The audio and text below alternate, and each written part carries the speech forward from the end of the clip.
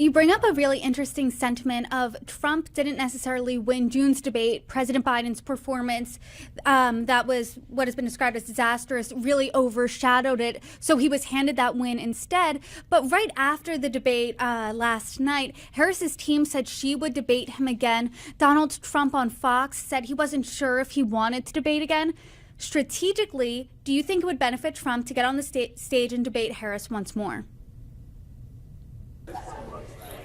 That's a good question. I mean, would I love to see it? Of course.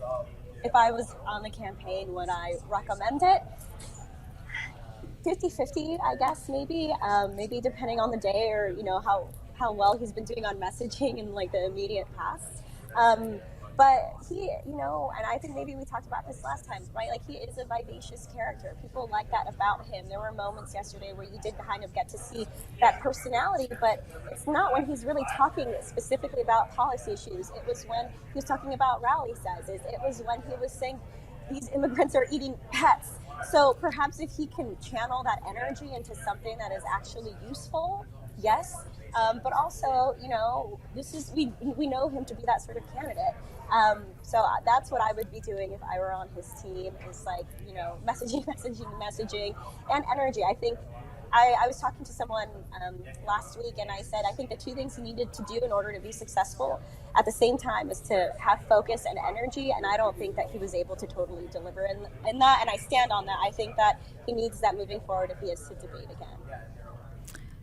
From this conversation, I'm getting the sense that you feel, this debate wasn't really good for Donald Trump, but it wasn't campaign ending like it was for President Biden back in June.